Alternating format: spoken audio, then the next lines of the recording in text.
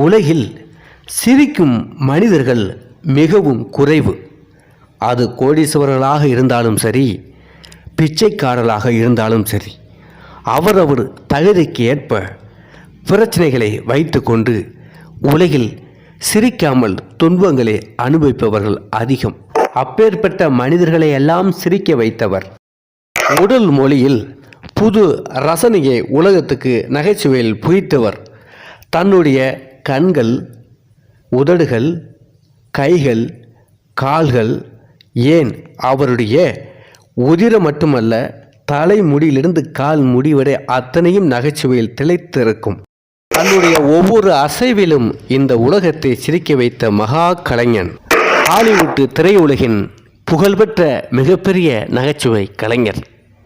இவருக்கு நடிகர், இயக்குனர், இசையமைப்பாளர், திரைக்கதை எழுத்தாளர், திரைப்பட தொகுப்பாளர், திரைப்பட தயாரிப்பாளர் என பல துறைகளில் பணியாற்றி மாபெரும் வெற்றி பெற்ற மாபெரும் நகைச்சுவை நடிகர். மற்றவர்களை துன்பப்படுத்தி அளவைக்கும் மனிதர்களுக்கு மத்தியில் பல துன்பங்களை தன் மனதிற்குள் வைத்து கொண்டு அனைவரையும் இன்பப்படுத்திய, சிரிக்க வைத்த மாபெரும் நகைச்சுவை நடிகர் சார்லி சாப்ளின் அவர்களின் வரலாறை காணலாம்.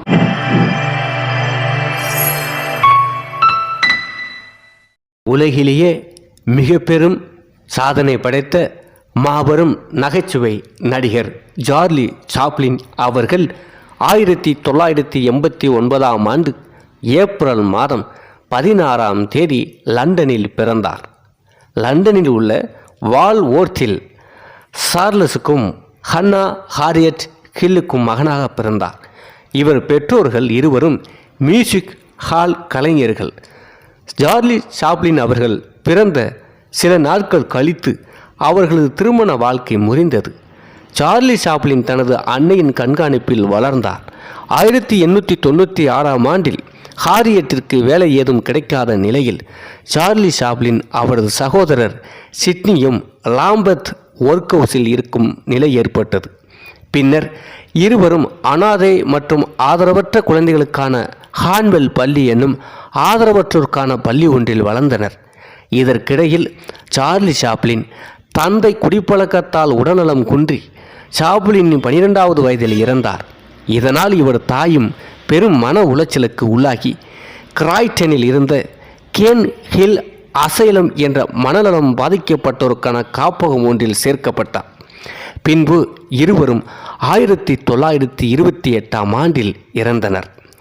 சார்லி சாப்ளின் தனது 5 வயதிலேயே நடிக்க தொடங்கிவிட்டார்.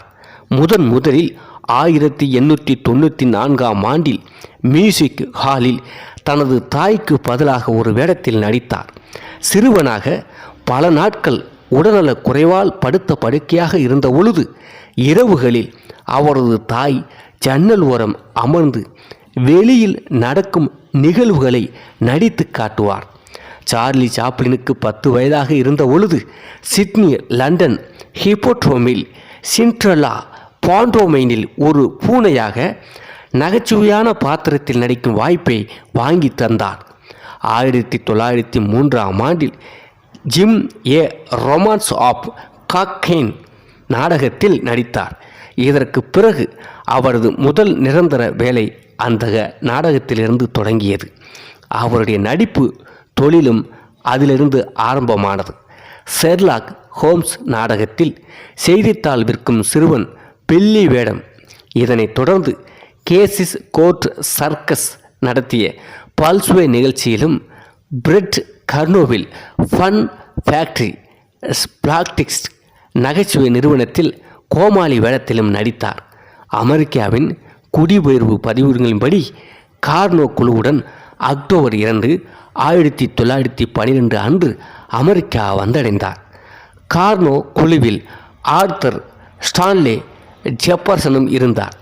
இவரே பின்னர் ஸ்டான் லாரலாக பிரபலமானார். இருவரும் சிறிது காலம் ஒரே அறையில் தங்கியிருந்தார்கள். இவருடைய திரையுலக வாழ்க்கை மிகவும் விசித்திரமானது. தயாரிப்பாளர் மார்க் செனட் சார்லி சாப்ளினின் திறமையை கவனித்து அவரது நிறுவனமான கீஸ்டோன் திரைப்பட நிறுவனத்தில் சேர்த்து கொண்டார். முதலில் சார்லி சாப்ளினுக்கு கீஸ்டோன் நடிப்பு முறைக்கு தன்னை மாற்றிக்கொள்வது சற்று கடினமாக இருந்தது.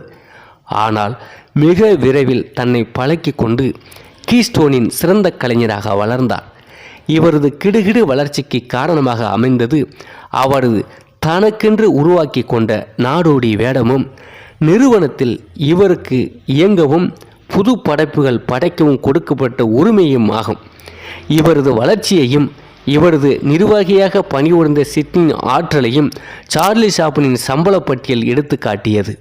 1914ஆம் ஆண்டு கீஸ்டோன் நிறுவனம் இவருக்கு சம்பளமாக ஒரு வாரத்துக்கு $150 கொடுத்தது.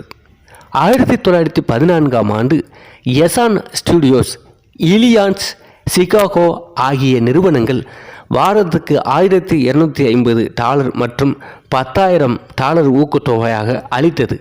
1916, 1917 காலகட்டத்தில் மியூச்சுவல் நிறுவனம் வாரத்துக்கு $10,000 முதல் $1,50,000 வரை ஊக்கத்தொகையாக அளித்தது. 1917ஆம் ஆண்டு ஃபர்ஸ்ட் நேஷனல் நிறுவனம் $1 மில்லியன் ஒப்பந்த ஊதியம் இவருக்கு வழங்கியது. இவ்வாறு அவர் நடிப்பு திறமையால் ஊதிய தொகை பெற்றார். 1919ஆம் ஆண்டில் மேரி பிக்போர்ட், டக்ளஸ் ஃபேர்பேங்க்ஸ் கிரிபித்துடன் இணைந்து யுனைடெட் ஆர்டிஸ்ட் ஸ்டுடியோவை துவங்கினார். 1927ஆம் ஆண்டில் ஒசையுடன் கூடிய திரைப்படங்கள் வெளிவர துவங்கி மிகவும் பரவலானதும் 1930ஆம் ஆண்டு வரை சார்லி சாப்ளின் பேசும் படங்கள் இருந்து ஒதுங்கியே இருந்தார். சார்லி சாப்ளின் சினிமாவின் பல துறைகளில் கைதேர்ந்தவராக திகழ்ந்தார். 1952ஆம் ஆண்டில் வெளிவந்த லைம் லைட் திரைப்படத்தில் நடன அமைப்பையும், 1928ஆம் ஆண்டு திரைப்படம் தி சர்க்கஸ் படத்தில் தலைப்பு இசையமைப்பையும் இவரே செய்தார். இவர் இசையமைத்த பாடல்களில் பேரும் புகழும் பெற்றது ஸ்மைல். இவருடைய முதல் டாக்கீஸ் 1940ஆம் ஆண்டில் வெளியான தி கிரேட் டிக்டேட்டர். இது அடால்ஃப் ஹிட்லரையும் அவரது பாசிச கொள்கையையும் எதிர்த்து குரல் கொடுத்த படம். இந்த படம் அமெரிக்கா 2ஆம் உலகப் போரில் புகுவதற்கு ஒரு வருடம் முன்பு அங்கு வெளியிடப்பட்டது. இதில் சார்லி சாப்ளின் 2 வேடங்களில் நடித்திருந்தார். ஹிட்லர் மற்றும் நாசியர்களால் கொடுமையாக கொல்லப்படும் யூத இனத்தைச் சேர்ந்த ஒரு நாவிதன். சினிமா மீது மோகம் கொண்ட ஹிட்லர் இப்படத்தை ஒரு முறை பார்த்தார். போர் முடிந்த பிறகு ஹோலோகாஸ்டின் கொடுமை உலகிற்கு தெரிய வந்த பிறகு சார்லி சாப்ளின் இக்கொடுமைகள் எல்லாம் தெரிந்திருந்ததால் ஹிட்லரையும் நாசியர்களையும் கிண்டல் செய்திருக்க முடியாது என்றார். இவரது கடைசி திரைப்படங்கள் தி கிங் இன் நியூயார்க் 1957ஆம் ஆண்டு வெளியானது. தி சாப்ளின் ரெவ்யூ 1959ஆம் ஆண்டு வெளியானது. சோஃபியா லாரன், மார்லன் பிராண்டோ நடித்த அகவுண்டட்ஸ் ஃப்ரம் ஹாங்காங் போன்ற திரைப்படங்கள் ஆகும். இந்த திரைப்படங்கள் அனைத்தும் இவருக்கு மிகப்பெரிய புகழையும் பெயரையும் தேடித்தந்தன. உலகம் முழுவதும் பாராட்டப்பட்ட நடிகராக பேசப்பட்டார். சார்லி சாப்ளின் அரசியல் சிந்தனைகள் இடது சார்புடையதாக கருதப்படுகிறது. இதனையே இவரது திரைப்படங்களில் முக்கியமாக மாடர்ன் டைம்ஸ் பிரதிபலித்தன. இந்த படம் பாட்டாளிகள் மற்றும் ஏழைகளின் கவலைக்கிடமான நிலையை சித்தரித்தது. மெக்கார்த்திச காலங்களில் இவர் அமெரிக்க கொள்கைகளுக்கு புறம்பான நடவடிக்கைகளில் ஈடுபடுவதாகவும் கம்யூனிஸ்ட் எனவும் சந்தேகப்பட்டார். ஜே. எட்கார் ஹூவர் FBI-யிடம் இவரது கண்காணிக்குமாறு உத்தரவிட்டு அமெரிக்காவில் சார்லி சாப்ளின் வாழும் உரிமையை நீக்க முயற்சித்தார். சார்லி சாப்ளின் வெற்றிகள் அனைத்துமே அமெரிக்காவில் அமைந்தாலும் அவர் பிரிட்டானியா குடியுரிமையை நீடித்தார். 1952ஆம் ஆண்டில் சார்லி சாப்ளின் இங்கிலாந்துக்கு சுற்றுப்பயணம் மேற்கொண்டார். இதனை தெரிந்து கொண்ட ஹூவர் INS உடன் பேச்சுவார்த்தை நடத்தி சார்லி சாப்ளின் அமெரிக்கா திரும்பும் அனுமதி சீட்டை ரத்து செய்தார். ஆதலால் அவர் ஐரோப்பாவிலே தங்கும்படி நேர்ந்தது. பெரும்பாலும் வே சுவிட்சர்லாந்தில் வாழ்ந்தார். இவர் 1979ஆம் ஆண்டில் சிறிது காலம் தனக்கு அளிக்கப்பட்ட கௌரவ ஆஸ்கார் விருதை பெறுவதற்காக அமெரிக்கா திரும்பினார். இவரது திரையுலக வெற்றிகள் மூலமாக இவருக்கு கிடைத்த புகழ் பலமுறை தன் தனிப்பட்ட வாழ்க்கையினால் பெரிதும் பாதிக்கப்பட்டது. அக்டோபர் 23, 1918 28 வயது சாப்ளின் 16 வயது மில்ட்ரெட் ஹாரிஸை மணந்தார். இவர்களுக்கு பிறந்த குழந்தை சிறு வயதிலேயே இறந்தது. இவர்களது திருமண வாழ்க்கை 1920 விவகாரத்தில் முடிந்தது. 35 வயதில் தி கோல்ட் ரஷ் திரைப்படத்திற்கு தயார் செய்து கொண்டிருந்த பொழுது 16 வயது லீடா கிரே மீது காதல் கொண்டார். நவம்பர் 26 1924 கிரே கர்ப்பமான நிலையில் இவர்களது திருமணம் நடைபெற்றது. இவர்களுக்கு 2 மகன்கள் பிறந்தனர். இவர்களது மன வாழ்க்கையும் ஒப்பந்தத்துடன் விவகாரத்தில் முடிந்தது. இந்த கசப்பான விவகாரத்தினாலும் வருமான வரி சிக்கல்களாலும் மன அழுத்தத்திற்கு ஆளாகி இவரது தலைமுறை நரைக்க துவங்கியது. மேலும் நீதிமன்றம் வெளியிட்ட அறிக்கையில் சார்லி சாப்ளினை பற்றிய பல அந்தரங்க செய்திகள் இடம்பெற்றது. இதனால் இவரை எதிர்த்து பிரச்சாரங்கள் நடைபெற்றன. சார்லி சாப்ளின் 47வது வயதில் பாலட் கொடாட்டை ஜூன் 1936 ரகசியமாக மணமுடித்தார். சில வருடங்கள் மகிழ்ச்சியாக வாழ்ந்தபின் இந்த திருமணமும் விவகாரத்தில் முடிந்தது. இந்த காலகட்டத்தில் நடிகை ஜோன் பேரியுடன் இவரது உறவு ஏற்பட்டது. ஆனால் பேரி சாப்ளினை துன்புறுத்தியதால் மெதுவாக அந்த உறவினை முடித்து கொண்டார். ஆனால் மே மாதம் 1943 தனது குழந்தைக்கு சாப்ளினே தந்தை என்று வழக்கு தொடர்ந்தார். இரத்த பரிசோதனைகள் சாப்ளினை குற்றமற்றவர் என்று காட்டினாலும் அந்த காலத்தில் இரத்த பரிசோதனைகள் நீதிமன்றங்களால் சாட்சிகளாக எடுத்துக்கொள்ளப்படவில்லை. குழந்தை 21 வயது வரும் வரை வாரம் 75 வழங்குமாறு உத்தரவிடப்பட்டார். சில நாட்கள் கழித்து ஜைகன் ஓ நீலின் மகள் ஓனா ஓநிலை சந்தித்தார். இவரை ஜூன் 16, 1943 மணந்தார். சார்லி சாப்ளின் வயது அப்பொழுது 54, ஓ நீலின் வயது 17. இந்த திருமண வாழ்க்கை மகிழ்ச்சியுடன் பல வருடங்கள் நீடித்தது. இவர்களுக்கு 8 குழந்தைகள் பிறந்தன. இவ்வாறு இவருடைய இல்லற வாழ்க்கை பல மனைவிகளை மணந்து வாழ்ந்ததாக அமைந்தது. சார்லி சாப்ளினின் 1977 கிறிஸ்துமஸ் தினத்தன்று தனது 88வது வயதில் வேவேவில் இறந்தார். இவரது உடலை வாட் நகரில் உள்ள கார்சியர் சுர் வேவே கல்லறையில் அடக்கம் செய்தார்கள். மார்ச் 1, 1978 இவரது உறவினரிடமிருந்து பணம் பறிப்பதற்காக இவரது உடல் கல்லறையிலிருந்து திருடப்பட்டது. ஆனால் இந்த திட்டம் தோல்வியடைந்தது. திருடர்கள் பிடிபட்டனர். 11 வாரங்களுக்கு பின் ஜெனீவா ஆற்றின் அருகில் சாப்ளின் உடலை கைப்பற்றினார்கள். சாப்ளின் நினைவாக வேவேலில் அவரது சிலை ஒன்றும் அமைக்கப்பட்டது. அதே ஒன்று பல விருதுகளுக்கும் பெருமை பெற்றவராக விளங்கினார். சார்லி சாப்ளின் 2 முறை சிறப்பு ஆஸ்கார் விருதினை பெற்றார். மே 16, 1922 ஆஸ்கார் விருதுகள் வாங்கிய பொழுது அப்பொழுதுள்ள வாக்களிப்பு முறை இல்லை.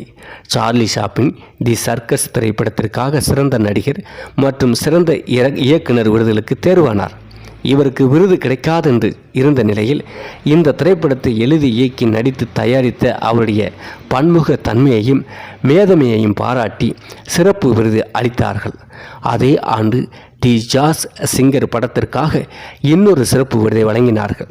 திரைப்படத்தை இந்த நூற்றாண்டின் கலை வடிவமாக்குவதில் அளவிட முடியாத பங்காற்றியதற்காக 44 ஆண்டுகளுக்கு பிறகு 1972 2வது ஆஸ்கார் விருதையும் பெற்றார். சார்லி சாப்ளின் திரைப்படத்திற்காக சிறந்த திரைக்கதை விருதுக்காகவும், அதாவது மென்ஷியர் வீடியோஸ் திரைப்படத்திற்காக சிறந்த திரைக்கதைக்கான விருதுக்காகவும், தி கிரேட் டிக்டேட்டர் திரைப்படத்திற்காக சிறந்த நடிகர், சிறந்த திரைப்படம், சிறந்த திரைக்கதை ஆகிய விருதுகளுக்காக தேர்வு செய்யப்பட்டாலும் விருதுகள் பெறவில்லை. 1972 சிறந்த இசையமைப்புக்கான விருதை கிளையர் புளூம் நடித்திருந்த லைம் லைட் திரைப்படத்திற்காக பெற்றார். 1952 எடுக்கப்பட்டாலும் மெக்கார்த்திசினால் சாப்ளினுக்கு ஏற்பட்ட பிரச்சனைகளால் லாஸ் ஏஞ்சல்ஸில் வெளிவரவில்லை. 1972 தான் விருதுக்காக தேர்வதற்கான கட்டுப்பாடுகளை நிறைவு செய்தது. லைம் லைட் திரைப்படத்தில் பஸ்டர் கீட்டனும் நடித்திருந்தார். இதுவே இவ்விரு நகைச்சுவை மேதைகளும் முதலும் கடைசியுமாக சேர்ந்து தோன்றிய திரைப்படமாக அமைந்தது. மார்ச் 4, 1975 அன்று பிரித்தானியாவின் 2ஆம் எலிசபெத் அரசி சாப்ளினுக்கு சர் பட்டம் அளித்தார். இவருக்கு இந்த பெருமையை வழங்க கோரி 1956ஆம் ஆண்டை பரிந்துரைத்திருந்தாலும் அதனை பிரித்தானிய வெளியுறவு அமைச்சகம் திட்டவட்டமாக எதிர்த்தது. சார்லி சாப்ளின் ஒரு பொது உடைமையாளர் என்றும் அவரை சிறைப்பிடிப்பதன் மூலம் ஐக்கிய அமெரிக்காவுக்கும் இங்கிலாந்திற்கும் இடையே ஏற்கனவே விரிசல் விட்டிருந்த உறவு பாதிக்கப்படும் என்றும் கருதினார்கள். இந்த காலகட்டத்தில்தான் பனிப்போர் அதன் உச்சகட்டத்தில் இருந்தது. மேலும் சூயஸ் கால்வாயினை கைப்பற்றும் முயற்சியில் ரகசியமாக திட்டமிடப்பட்டு வந்தது. சாப்ளின் அவர்கள் ஹாலிவுட் வாக் ஆஃப் ஃபேமில் இடம்பெற்றார். 1985ஆம் ஆண்டு இங்கிலாந்து அரசு இவரது உருவத்தை அஞ்சல் தலை ஒன்றில் வெளியிட்டு பெருமை சேர்த்தது. 1994ஆம் ஆண்டு அல் ஹிர்ஸ்ஃபெல்ட் வடிவமைத்த அமெரிக்க அஞ்சல் தலை ஒன்றில் இடம்பெற்றார். 1992ஆம் ஆண்டு இவரது வாழ்க்கை சாப்ளின் என்ற பெயரில் திரைப்படமாக்கப்பட்டது. இதனை இயக்கியவர் ஆஸ்கார் விருது பெற்ற சர் ரிச்சர்ட் அட்டன்போரோ. இதில் நடித்தவர்கள் Robert Downey Junior, Dan Aykroyd Geraldine Chaplin மகள் சாப்ளினின் தாயாக நடித்திருந்தார். Sir Anthony Hopkins, Milla Jovovich, Moira Kelly, Kevin Kline, Diane Lane, Penelope, Ann Miller, Paul Rhys, Marisa Tomei, Nancy Travis மற்றும் James Woods போன்றவர்கள் நடித்திருந்தார்கள். 2005ஆம் ஆண்டு நடைபெற்ற நகைச்சுவையாளர்களின் நகைச்சுவையாளர் கருத்து கணிப்பில் உலகத்தின் தலை சிறந்த 20 நகைச்சுவை நடிகர்கள் ஒருவராக சார்லி சாப்ளினை தேர்ந்தெடுத்தார்கள். சார்லி சாப்ளின் பற்றி பல சுவையான செய்திகள் உண்டு. சாப்ளின் அவர்கள் கண்கள் நீல நிறத்தில் இருந்தன. கருப்பு வெள்ளை படங்களில் மட்டுமே அவரை பார்த்திருந்த ரசிகர்கள் அவரை நேரில் பார்க்கும் பொழுது பெரிதும் வியப்புற்றனர். சார்லி சாப்ளின் நல்ல சதுரங்க ஆட்டக்காரர். இதனை பிரபல ஆட்டக்காரர் சாமி ரெசேவெல்ஸ்கியிடம் பயின்றார். சார்லி சாப்ளின் புகழினால் சாப்ளினை போல் தோற்றம் அளிப்போருக்கான போட்டிகள் பலவற்றை நடத்தினார்கள். ஒரு முறை அந்த போட்டி ஒன்றில் சாப்ளின் ரகசியமாக பங்கு பெற்றார். இதில் இவரால் 3ஆம் பரிசையை வெல்ல முடிந்தது. இவ்வாறு இவரை பற்றிய சுவராஜ்யமான தகவல்களும் இருக்கின்றன. இவர் நடித்த பல திரைப்படங்களை காணலாம். 1914ஆம் ஆண்டு between showers, a busy day, caught in a cabaret, caught in the rain, cruel love, dough and dynamite, the face and the barroom floor, the fatal mallet, a film Johnny, gentlemen of nerve, getting acquainted, her friend the bandit, his favorite pastime, his musical career, his new profession, his prehistoric past, his trysting place, kit auto races at Venice, the knockover, laughing chaos, Mabel at the Liville, Mabel's busy day, Mabel's married life, Mabel's strange predicament, make a living, the masquerator, the new janitor, the Frabadiman, recreation, the rounders, the star border, dango dangles, those love bangs, 20 minutes of love ஆகிய குறும்படங்களில் ஆரம்பத்தில் நடித்தார். 1915ஆம் ஆண்டு the bank, Charlie Chaplin, burlesque and Carmen, by the sea, the champion, his a new job, his a regeneration, in the park, a jitney development, mixed off, a night out, a night in the show, shanghaied, the tramp, a woman, work ஆகிய படங்களில் நடித்தார். 1916ஆம் ஆண்டு பிரையன் the screen, the hound, the fireman, the floor walker, 1AM, the pawn shop, police, the ring, the vagabond போன்ற படங்களிலும் 1917ஆம் ஆண்டு 3 adventurer, the cure, easy street, the immigrant போன்ற படங்களிலும் 1918ஆம் ஆண்டு the bond, chase me Charlie, a dog's life, triple trouble ஆகிய படங்களில் நடித்தார்.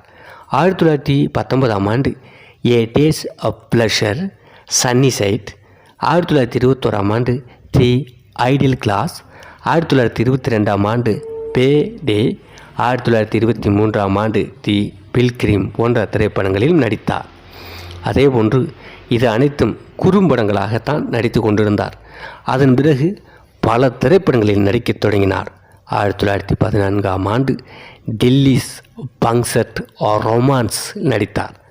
1918ஆம் ஆண்டு ஷோல்டர் ஆர்ம்ஸ் படத்திலும், 1921ஆம் ஆண்டு தி கிட் திரைப்படத்திலும், 1921ஆம் ஆண்டு தி நட் திரைப்படத்தில் கௌரவ வேடத்தில் நடித்தார். 1923ஆம் ஆண்டு சோல்ஸ் ஃபார் சேல் படத்தில் கௌரவ வேடத்தில் நடித்தார். ஏ உமன் ஆஃப் பாரிஸ் 1923ஆம் ஆண்டு வெளியானது. இதில் கௌரவ வேடத்தில் நடித்தது மட்டுமல்லாமல் இயக்குனராகவும் இருந்தார். தி கோல்ட் ரஷ் 1925இல் வெளியானது. ஏ உமன் ஆஃப் தி சி 1926ஆம் ஆண்டு வெளியானது. இந்த திரைப்படத்தில் இவர் தயாரிப்பாளராக இருந்தார். தி சர்சர் திரைப்படம் 1928இல் வெளியானது. ஷோ பீப்புள் திரைப்படம் 1928இல் வெளியானது. இதில் கௌரவ வேடத்தில் நடித்தார். 1931ஆம் ஆண்டு சிட்டி லைட்ஸ், 1936ஆம் ஆண்டு மாடர்ன் சயின்ஸ், 1940ஆம் ஆண்டு தி கிரேட் டிக்டேட்டர், 1947ஆம் ஆண்டு மோன்சியர் வேர்டாக்ஸ், 1952ஆம் ஆண்டு லைம் லைட், 1957ஆம் ஆண்டு ஏ கிங் இன் நியூயார்க், 1967ஆம் ஆண்டு ஏ கவுண்டர்ஸ் ஃப்ரம் ஹாங்காங் ஆகிய திரைப்படங்களில் நடித்தார். இந்த திரைப்படத்தில் இவர் கௌரவ வேடத்தில் நடித்தது மட்டுமல்லாமல் இயக்குனராகவும் இருந்தார். இவ்வாறு பல திரைப்படங்களில் நடிகராகவும் இயக்குனராகவும் இசையமைப்பாளராகவும் நகைச்சுவை நடிகராகவும் தயாரிப்பாளராகவும் மாபெரும் வெற்றி பெற்ற உலகத்தில் மிகச்சிறந்த நகைச்சுவை நடிகர் சார்லி சாப்ளின் அவர்கள். இந்த உலகம் இருக்கும் வரை சார்லி சாப்ளின் என்ற மாபெரும் நகைச்சுவை நடிகனின் பெயரும் புகழும் இருந்து கொண்டே இருக்கும். மீண்டும் ஒரு வரலாறோடு சந்திப்போம். சேனலை சப்ஸ்கிரைப் செய்து கொள்ளுங்கள்.